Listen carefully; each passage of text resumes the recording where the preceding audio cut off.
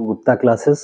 इस वीडियो में मैं आपको आर्किमिडीज प्रिंसिपल और इसके कुछ जो है एप्लीकेशन और इसका जो है इसका प्रिंसिपल क्या है, प्रिंसिपल ऑफ फ्लोटेशन क्या है, इसके बारे में मैं बात करूंगा। तो आर्किमिडीज प्रिंसिपल कहता क्या है इसके बारे में हम लोग देखेंगे। तो आर्किमिडीज प्रिंसिपल बेसिकली ये कहता है कि अगर कोई भी जो है चीज है ना, कोई भी चीज हम जो है लिक्विड में जो है अगर डुबोते हैं, किसी चीज को, किसी ऑब्जेक्ट को हम लिक्विड में अगर जो है इसको हम जो है सबमर्ज करते हैं, या तो पार्शियली करते हैं या होली या कंप्लीटली सबमर्ज करते हैं। मान लीजिए किसी ऑब्जेक्ट को हमने पार्शियली सबमर्ज किया, ठीक है। तो जब पार्शियली सबमर्ज करेंगे तो क्या होगा, इसके नीचे की सरफेस पे क्या होगा, एक जो है यहाँ पे फोर्स एक्ट करेगा। क्या कौन सा फोर्स एक्ट करेगा? एक ऐसा जो है वर्टिकल डायरेक्शन में फोर्स एक्ट करेगा जो इसको क्या होगा, डूबने नहीं देगा। जैसे आप कभी ऐसा आप फील करिए कि आप जो है एक बकेट लीजिए और उसमें जो है एक जो है ग्लास को या किसी जो है मग को जो है आप उसको पुश करिए नीचे की तरफ, तो वो जल्दी नीचे नहीं जाता है। नीचे की तरफ जल्दी जो है हमें ज्यादा जो है उसको फोर्स लगाना पड़ता है नीचे ले जाने के लिए, ठीक है, इसको सबमर्ज कराने के लिए। तो जो है फोर्स अपोज करता है, जो एक फोर्स अपोज करता है, और इसी फोर्स को हम क्या कहते हैं, अपथ्रस्ट फोर्स, या इसी को आगे चल के क्या कहते हैं, बॉयंट फोर्स। तो यही क्या कहता है आर्किमिडीज प्रिंसिपल, कि when a body is immersed या सबमर्ज्ड पार्शियली और wholly in a fluid it experience an upward force. मतलब यहाँ पे एक जो है अपवर्ड फोर्स जो है एक्सपीरियंस्ड होता है, और ये फोर्स जो है इक्वल होता है किसके, wait of the fluid displaced by it. तो जब आप जो है किसी चीज को जो है इसको डुबोने की कोशिश करेंगे तो कुछ वेट जो है क्या होगा, डिस्प्लेस होगा। तो जो ये फोर्स लगता है, अपवर्ड फोर्सेस लगता है, यही फोर्स जो है क्या होगा, जो लिक्विड आप डिस्प्लेस हो रहा है यहाँ पे, जो है लिक्विड का जो है वेट डिस्प्लेस हो रहा है, उसी वेट के क्या होगा, उस लिक्विड के वेट के क्या होगा, बराबर होगा।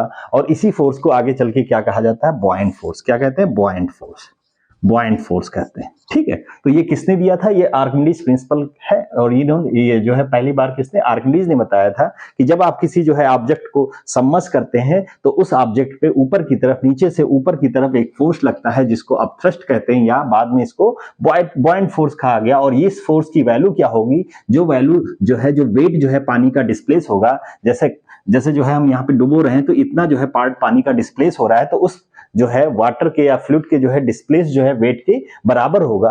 अब हमें ये पता करना है कि जो है जो फोर्स है उसकी वैल्यू हमें कैसे पता करेंगे। वो जो है अगर हमें ये पता चल जाए, डिस्प्लेस्ड लिक्विड का वेट पता चल जाए, तो आसानी से हम कैलकुलेट कर सकते हैं। तो वेट ऑफ द लिक्विड हम कैसे निकालेंगे, इसके लिए हमें क्या मालूम होना चाहिए। पहली बात तो जिसका भी वेट निकालना होता है हम उसको जो है क्या करते हैं, mg लिख देते हैं, ठीक है, जहां m क्या है, मास होता है, और g क्या है, एक्सेलरेशन ड्यू टू ग्रेविटी। तो ये वेट होता है। अब मास को हम यहाँ पे कैसे लिख सकते हैं, मास हम लिख सकते हैं, मास इज इक्वल टू होता है density, mass is equal to होता है density into volume, density into volume. तो यहां से हमें जो है, जो लिक्विड का जो है डिस्प्लेस्ड लिक्विड है उसका हमें वेट, मास पता करना है। तो लिक्विड का डेंसिटी यहाँ पे क्या होगा, density of the liquid, density into volume of the displaced liquid, volume of the displaced liquid, ये हम लिख देंगे। तो आसानी से जो है हम आसानी से यहाँ पे फोर्स की वैल्यू कैलकुलेट कर सकते हैं। तो वॉल्यूम ऑफ डिस्प्लेस्ड लिक्विड कितना होगा, जितना वॉल्यूम आप जो है किसी ऑब्जेक्ट को नीचे की तरफ डुबोएंगे या इमर्स करेंगे, उतना ही वॉल्यूम अगर हम ऑब्जेक्ट का ले ले तो वही क्या होगा, डिस्प्लेस्ड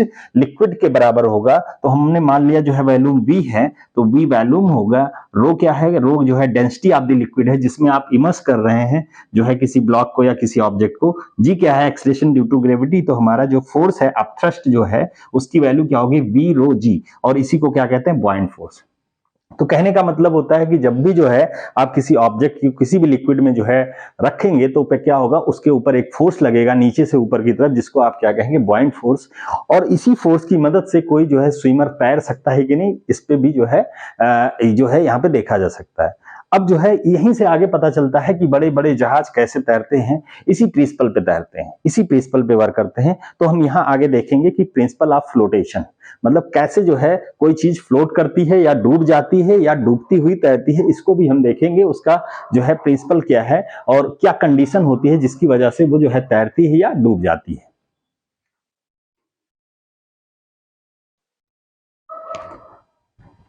हाँ स्टूडेंट्स, नेक्स्ट जो है हम लोग देखते हैं principle of flotation. Principle of flotation में जो है हम लोग देखेंगे आर्किमिडीज प्रिंसिपल किस तरह से वर्क करता है। तो आर्किमिडीज प्रिंसिपल हमने आपको अभी बताया था कि आर्किमिडीज प्रिंसिपल वो प्रिंसिपल होता है जो ये बताता है हमें कि जब आप किसी जो है ऑब्जेक्ट को किसी लिक्विड के सरफेस पे आप जो है पुश करेंगे या सबमर्ज करेंगे पार्शियली तरीके से या होली तरीके से, कंप्लीटली आप जो है सबमर्ज करेंगे, तो उसके जो है नीचे की सरफेस पे जो है एक फोर्स एक्ट करता है और उस फोर्स की वैल्यू जो डिस्प्लेस्ड लिक्विड है उसके वेट के बराबर होती है। ये हमने जो है समझा था। अब इसका एप्लीकेशन यहाँ पे देखते हैं प्रिंसिपल ऑफ फ्लोटेशन में किस तरह से ये यूज होता है।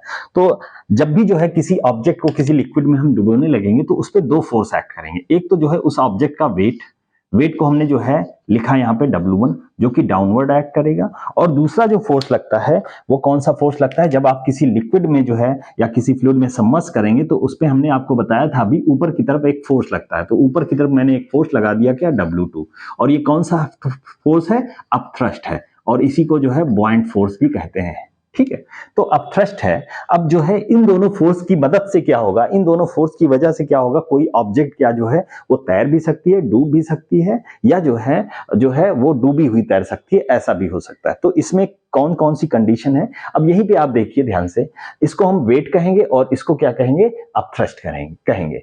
एक होता है अपरेंट वेट। अपरेंट वेट क्या होगा, वेट माइनस जो है, वेट में से अगर थ्रस्ट को माइनस कर देंगे तो जो वेट होता है वो क्या होता है, उसको हम जो रिलेटिव वेट होता है उसको हम अपरेंट वेट कहते हैं। मतलब इसको हम क्या कहेंगे, अपरेंट वेट। अब यहाँ पे जो है W2 और W1 के ऊपर डिपेंड करता है ये सारी चीजें। तो अगर जो है W1 क्या है, वेट ऑफ द ऑब्जेक्ट, अगर W1 की वैल्यू W2 से ज्यादा है, मतलब W1 is greater then W2, जब जो है वेट ज्यादा होगा और जो थ्रस्ट है, जो बॉयंट फोर्स है वो कम होगा, जब ये फोर्स की वैल्यू कम है, ये ज्यादा है, तो नेट फोर्स क्या होगा, डाउनवर्ड लगेगा, और जब नेट फोर्स डाउनवर्ड लगेगा, नेट फोर्स क्या होगा, W1 माइनस W2 होगा, और ये कितना होगा, डाउनवर्ड होगा और पॉजिटिव में होगा। तो ये क्या होगा, धीरे धीरे ये क्या होगा, ऑब्जेक्ट नीचे की तरफ आके बैठ जाएगा। तो बैठ जाएगा मतलब ये जो है नीचे तली में जाके बैठ जाएगा। ये कब होगा, जब W1 जो है क्या होगा, W1 is greater then W2। इसका मतलब क्या है, weight when the weight of the object is greater than the weight of the liquid. तो weight of the object, weight of the जो है डिस्प्लेस्ड लिक्विड से जो है ज्यादा होता है, तो उस केस में क्या होगा, ये ऑब्जेक्ट जो है क्या होगा, ये डूब जाएगा और तली पे बैठ जाएगा। इसका मतलब क्या है, यहाँ पे अगर हम देखें तो जो है W1 क्या है, वेट, अगर इसमें हम मास लिखें, मास ऑफ द जो है ऑब्जेक्ट, मास ऑफ दी जो है ऑब्जेक्ट, या यहाँ पे ब्लॉक लिख सकते हैं, मास ऑफ दी जो है density of the block into volume of the जो है ब्लॉक जो है क्या होगा, और जी की वैल्यू सेम है, इज ग्रेटर देन क्या होगा, लिक्विड का जो है डेंसिटी इनटू लिक्विड का जो है वॉल्यूम दोनों तरफ जो है क्या होगा, सेम होगा। मतलब ये केस कब होगा, जब जो है ब्लॉक की डेंसिटी, जो ऑब्जेक्ट है उसकी डेंसिटी जो है लिक्विड उसकी डेंसिटी से ज्यादा होगा, तब ये ऐसा कंडीशन होगा। और जो है यही वजह है कि जब जो है कोई आयरन की नेल जब हम जो है इसमें डालते हैं तो आसानी से डूब जाता है। क्यों डूब जाता है, क्योंकि आयरन की डेंसिटी जो पानी है, पानी की डेंसिटी से क्या होती है, ज्यादा होती है, इस वजह से वो क्या होता है, तुरंत डूब जाता है। ये क्यों होता है, इसी प्रिंसिपल पे वर्क करता है। नेक्स्ट दूसरा कंडीशन अगर आप बोले तो दूसरा कंडीशन क्या है, W1 is equal to W2। हाँ, इस केस में जो अपरेंट वेट क्या होगा, W1 माइनस W2 होगा, ठीक है, और ये क्या होगा, पॉजिटिव होगा, और नेट क्या होगा, डाउनवर्ड की तरफ एक्ट करेगा। ठीक है, तो हम ये नेल्स की कंडीशन में देख सकते हैं, कोई लोहा है या कोई जो है ऐसा ऑब्जेक्ट है जिसकी डेंसिटी ज्यादा है देन दी वाटर, तो वो क्या होगा, डूब जाएगा। दूसरा जो कंडीशन, ये पहला कंडीशन था, यहाँ पे दूसरा जो कंडीशन क्या है, if W1 is equal to W2, मतलब weight of the object is equal to the upthrust. इस केस में जो अपरेंट जो है वेट होगा, अपरेंट वेट क्या होगा, ये क्या होगा, जीरो हो जाएगा। अपरेंट वेट जब जीरो हो जाएगा तो क्या होगा, इस केस में जो है ऑब्जेक्ट जो है वो डूबा हुआ आसानी से जो है तैरता रहेगा, डूबा हुआ आसानी से तैरता रहेगा। मतलब दोनों पे फोर्स क्या होंगे, बैलेंस होंगे। दोनों जब बैलेंस होगा तो जहां पे है वहां ये आसानी से तैरता रहेगा। इस केस में हम कह सकते हैं कि W1 is equal to W2, it's mean जो है rho of block is equal to rho of liquid, मतलब density of block is equal to density of the liquid. मतलब इन दोनों की डेंसिटी सेम है तो वो क्या होगा, पूरा डूबा हुआ तैरता रहेगा, फ्लोट करता रहेगा। ठीक है, नेक्स्ट जो है तीसरा जो कंडीशन क्या है, तीसरे कंडीशन की बात करें, when W1 is less than W2। जब W1 कम हो और W2 ज्यादा हो, W2 का मतलब क्या है, जो डिस्प्लेस लिक्विड है उसका वेट ज्यादा हो, मतलब जो अपथ्रस्ट है उसकी वैल्यू ज्यादा है, वेट कम है, तो क्या होगा, ये जो है ऑब्जेक्ट को ऊपर उठाएगा, ऑब्जेक्ट को ऊपर भेज देगा कि आप जो है फ्लोट करो, लेकिन ये ऊपर उठा के इसको फ्लोट कराएगा। ठीक है, तो यही वजह है कि स्विमर्स वगैरह इसी प्रिंसिपल पे जो है तैरते रहते हैं। यहाँ पे हम आगे लिख सकते हैं W1 क्या है, W1 is less than W2।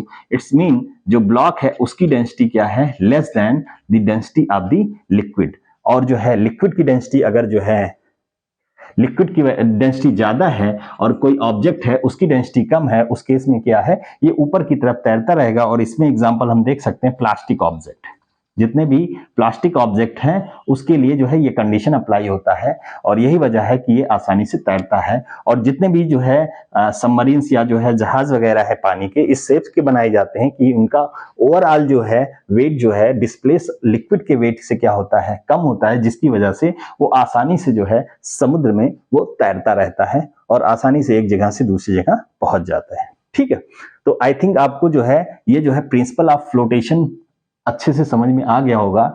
Mainly जो है ये प्रिंसिपल ऑफ फ्लोटेशन बहुत ही सिंपल चीजें हैं, बस आपको ये देखना है कि जो है कोई भी ऑब्जेक्ट आप जो है किसी लिक्विड में जो है डुबोएंगे तो वहां पे एक फोर्स लगेगा, जिसको आप क्या कहेंगे, जो है बॉइंट फोर्स या अपथ्रस्ट फोर्स कहेंगे। इसी अपथ्रस्ट फोर्स को बॉइंट फोर्स कहते हैं, और इसी बॉइंट फोर्स के जो है मदद से हम कह सकते हैं कि कोई चीज जो है कब फ्लोट करेगी और कब जो है डूब जाएगी, वेट पे डिपेंड करता है। और ओवरऑल अगर हम देखें तो जो है डेंसिटी पे।